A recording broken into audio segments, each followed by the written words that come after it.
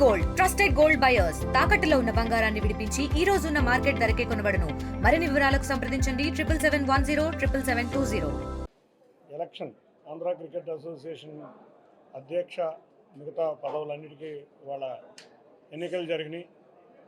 అందరూ కూడా నన్ను కానీ సెక్రటరీగా సానా సతీష్ గారు కానీ అందరం కూడా ఇవాళ యునానిమస్గా ఎలక్ట్ చేసిన కార్యవర్గ సభ్యులందరికీ కూడా ధన్యవాదాలు తెలుపుకుంటున్నాం.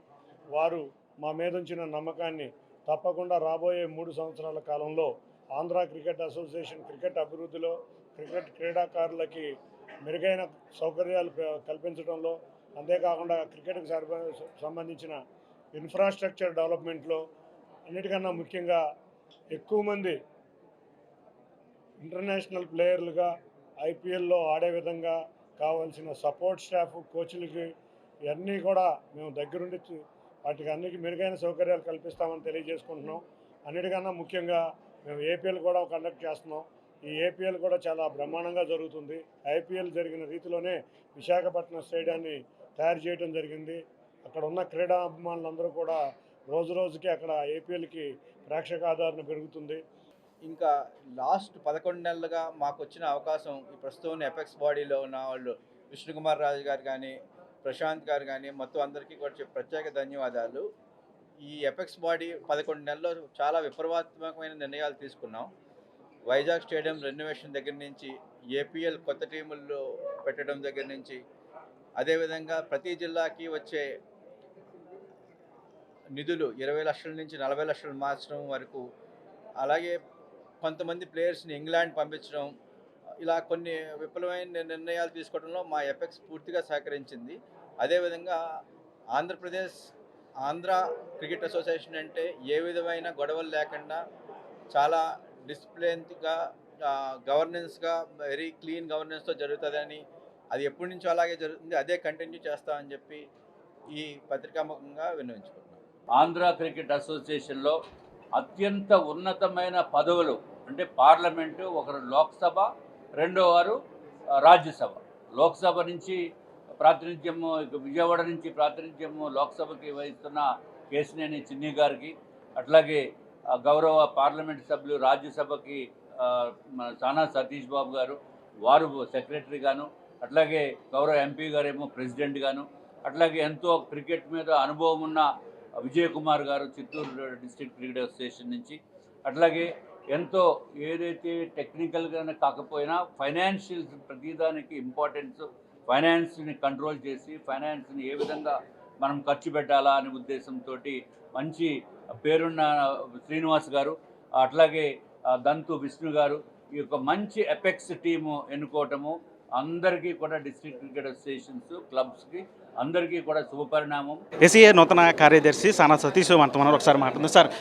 సార్ మీకు శుభాకాంక్షలు. ముందుగా ఎట్లా ఫీల్ అవుతున్నారు? మరొక 3 ఏళ్ల పాటు మీరు కార్యదర్శి ఉన్నారు, ఎట్లాంటి నిర్ణయాలు తీసుకుంటారు?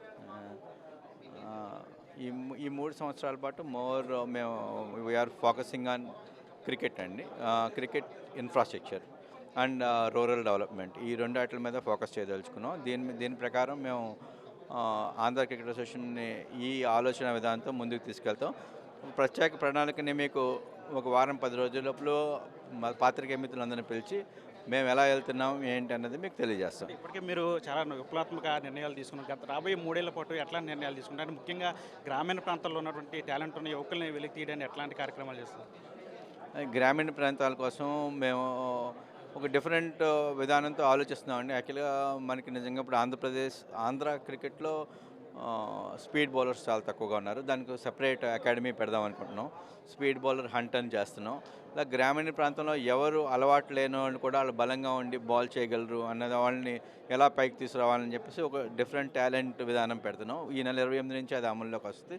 దీనివల్ల అంటే కొత్తగా క్రీడాకారులు తీసుకురావటం, విలేజ్ లెవెల్ వాళ్ళని పైకి తీసుకురావటం, ఆట తీరు మెరుగుపరచడం చేయాలని చెప్పి మా ఆలోచన. నిధులు తీసుకురావడం కానీ, స్టేడియం అభివృద్ధి కానీ ఎట్లాంటి ప్రణాళికలు చేయబోతున్నారు?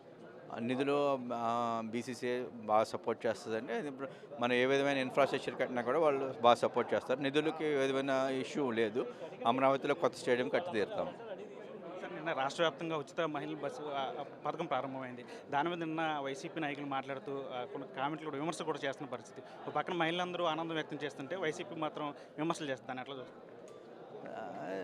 అది వాళ్ళు రాజకీయంగా చేసే విమర్శ అండి. అందరూ కూడా చాలా హ్యాపీగా ఉన్నారు. ఇందులో మహిళా ఉచిత బస్సు వలన గవర్నమెంట్కి 2,000 కోట్లు భారం అవుతుంది. అయినా కూడా గవర్నమెంట్ ప్రకటించింది. ఎందుకు ప్రకటించింది? మహిళలకు ఉచితంగా వెళ్తుంటే వైసీపీ వాళ్ళకి నొప్పి ఏంటి? వైసీపీ వాళ్ళు ఏంటంటే దాన్ని కూడా ఒక విధానంగా ఒక విమర్శించాలి. ఫ్రీగా వెళ్తూ ఉంటే ఫ్రీగా వెళ్ళిన వాళ్ళు వెళ్ళొద్దని వాళ్ళు విమర్శించేది. అంచేత ఇది యాక్చువల్గా అందరికీ అసోసియేషన్ విషయం కాబట్టి రాజకీయంగా మాట్లాడటం కాదు. ఇది మొత్తంగా నూతనంగా ఎన్నికైనటువంటి కార్యదర్శి సానా సతీష్ చెప్తున్న పరిస్థితి. రాబోయే 3 ఏళ్ల కాలం పాటు ప్రత్యేకంగా గ్రామాల్లో ఉన్నటువంటి యువకులను టాలెంట్ని వెలికి తీసే విధంగా కూడా కార్యక్రమాలు చేస్తాం. అదేవిధంగా స్టేడియం అభివృద్ధి కావచ్చు, నిధులు తీసుకురావడంలో కావచ్చు, వాటన్నింటిలో కూడా పటిష్ట ప్రణాళికలు చేసామని చెప్పి ఆయన కూడా చెప్తున్న పరిస్థితి. ప్రస్తుతం మన RTV విజయవాడ నుంచి. ఇండియా పాకిస్తాన్ తాజా అప్డేట్స్ కోసం డౌన్లోడ్ చేసుకోండి RTV లైవ్ యాప్.